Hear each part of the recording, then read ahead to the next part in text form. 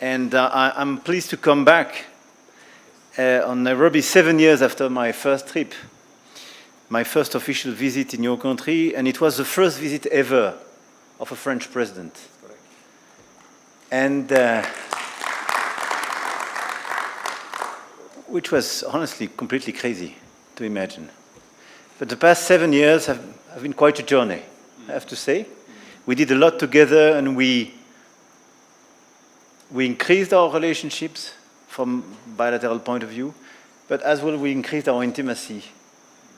And we always appreciated your commitment to African and global issues. And this is why we decided to have this African Forward Summit being organized here in Nairobi, and thank you very much for that. Kenya and France have maintained strong diplomatic relations since 1963, when France was among the first countries in the world to recognize Kenya's independence, for which we are truly grateful. Over the years, this partnership has evolved into a broad and strategic engagement across multiple sectors.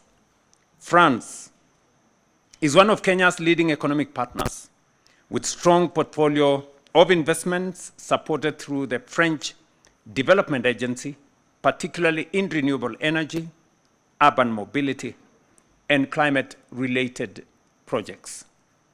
Our cooperation also extends to education, skills development, and innovation.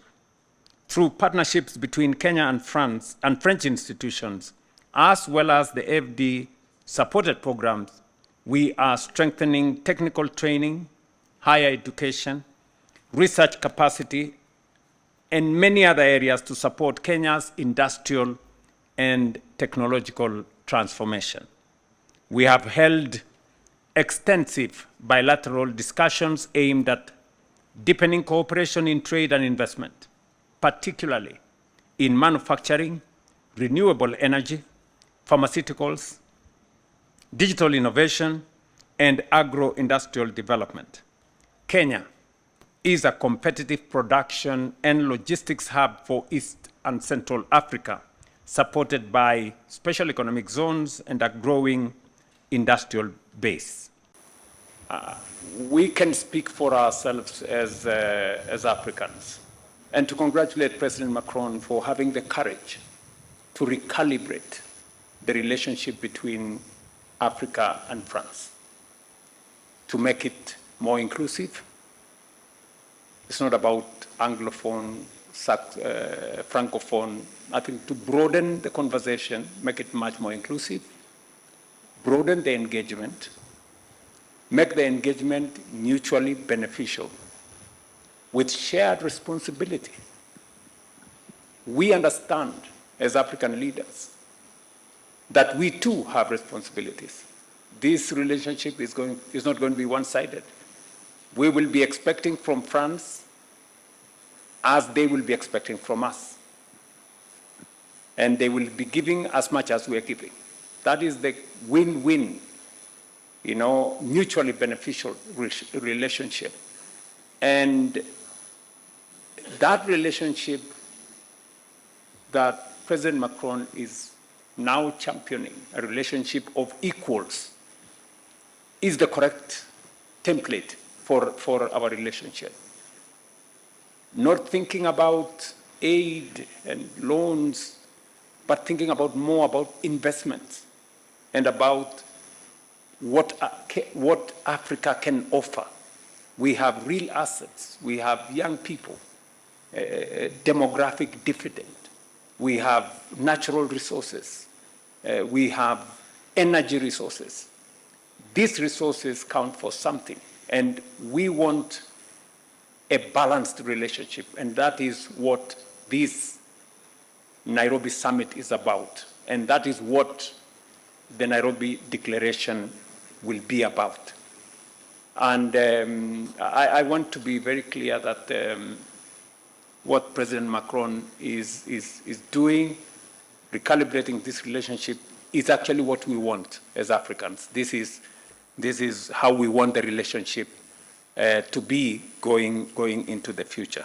And finally, on the challenges we have at the Strait of Hormuz and the problems we have, I was having consultations with my fellow heads of state earlier today from Sierra Leone, from Senegal, and all of us are affected. You know, fuel prices, oil prices have gone up by between 20 and 30%. We've just come out of COVID. We've suffered the consequences of the war in the middle of Europe, and now we have another situation. For those of us on the receiving end, you know, because this is no longer about 2 or 3 or 5 countries. It's about many countries and many people and millions of people.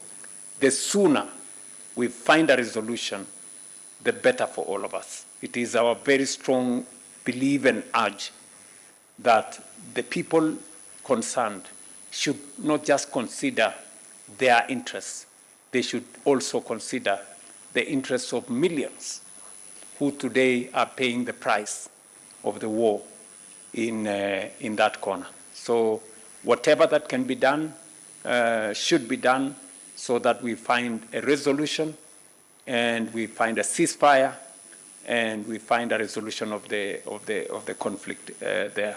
And President Macron and your colleagues in the EU, you please deploy your diplomacy and all other assets that you have to see how we can bring this to. Kenya remains committed to deepening its partnership with France and advancing a forward-looking model of cooperation anchored in investment, mutual benefit, and shared responsibility. We view this summit as a turning point towards a more balanced, action-oriented, and results-driven Africa-France partnership. Ladies and gentlemen, I have extended our gratitude to President Macron for the confidence demonstrated in hosting the Fresh Africa Summit, the first ever to be hosted by an Anglophone country in Kenya. Mr. President, I want to promise you that we will not disappoint. And the confidence you have demonstrated in Kenya confirms to you that you have friends on this other side. And you can count on our partnership, you can count on our friendship, and you can count on our collaboration and cooperation. As part of the strengthening of the strategic partnership between Kenya and France, our two countries today signed right here 11 instruments aimed at deepening cooperation across strategic sectors of our economies. Among the key instruments signed today is the rehabilitation and modernization of the 83 million euro or 12.5 billion Kenya shillings Nairobi commuter rail, which will serve as a central pillar of our urban transport modernization program. The Nairobi Commuter Rail 5 is expanding and upgrading key commuter rail corridors linking Nairobi to satellite towns such as Syokimau, Embakasi, Ruiru, and Kikuyu. New extensions, including the Rurutangong line, currently under construction, will further improve connectivity across our metropolitan city.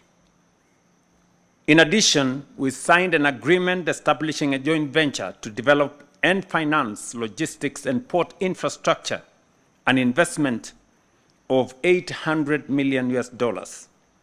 We also signed an agreement to facilitate the purchase of premium purple tea varieties and promote Kenya's specialty teas across French retail networks, creating opportunities for value addition and high income for our farmers. Mr. President, tomorrow at the dinner, we will be serving some Kenyan tea that looks like French wine.